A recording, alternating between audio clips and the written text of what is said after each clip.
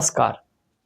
विश्वविद्यालय अनुदान आयोग यूजीसी ने बिल 2026 लाया। 13 जनवरी 2026 का यह बिल पूरे भारत में सवर्णों को बहुत ज़्यादा इतना तकलीफ दिया कि उन्होंने रोड पे ला दिया। सवर्ण जो खुद को बीजेपी का रखवाला कहते हैं, बीजेपी का स्थापना जो बीजेपी चलती है, बीजेपी के बहुत बड़े पक्षधर रहे हैं ये सवर्ण आज मीडिया में, सोशल मीडिया के प्लेटफॉर्म में ये बता रहे हैं कि हम जितने भी सवर्ण हैं, सवर्ण आखिर है कौन है सवर्ण?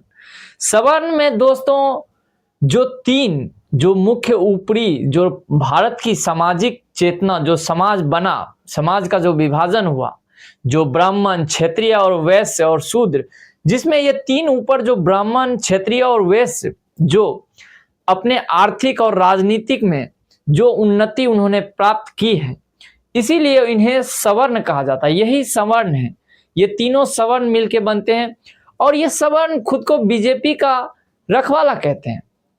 आखिर बीजेपी को कह रहे हैं कि हम तुम्हें बना सकते हैं तो तुम्हें उखाड़ के फेंक भी सकते हैं।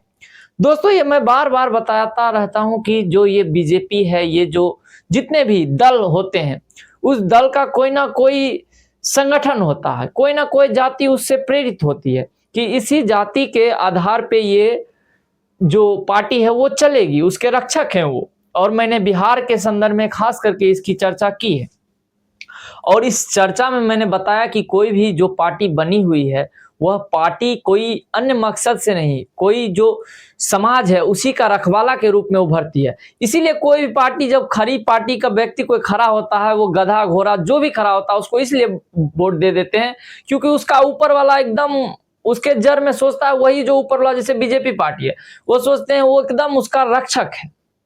ऐसा होता नहीं है कि हमेशा वो रक्षक कर सके, कभी कभी उन्हें अन्य की भी जरूरत पड़ती है और शायद से वो अन्य ही है जो ओबीसी जो कैटेगरी है उसे जोड़ने के बाद वो सवर्णों को लगने लगा है कि ये पार्टी अब हमारी पार्टी रही नहीं, ये अब सब औरों की पार्टी हो गई। मतलब जो उनको सोच रहे थे सिर्फ मेरे हैं, अब वो अन्य पार्टियों को हो गए।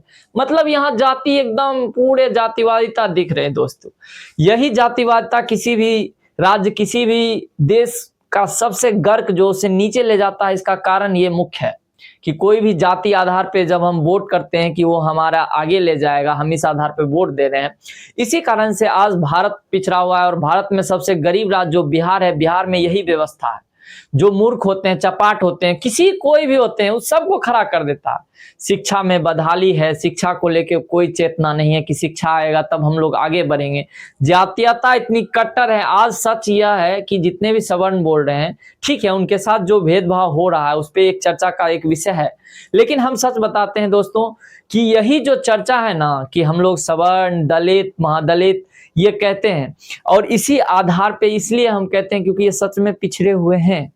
कोई पिछड़े हुए हैं, कोई आगे बढ़ चुके हैं, इसलिए हमने दो कैटेगरी बांट रखी है, सवर्ण वर्ण और जो दूसरा बताते हैं हम लोग अत्यंत पिछड़ा वर्ग, दलित, महादलित। ये सब वर्ग इसलिए बटा हुआ है कहा कि हम लोग पिछड़े हुए हैं, ये मानिए या ना मानिए, इसका कोई दो वर्ड नहीं है दोस्तों।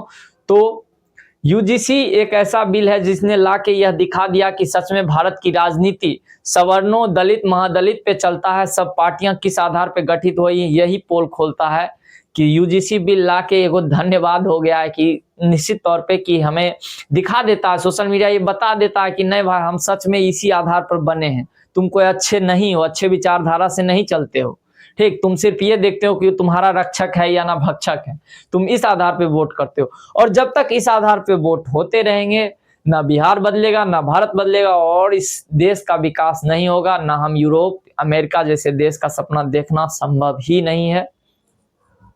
तो नमस्कार दोस्तों, आज आपने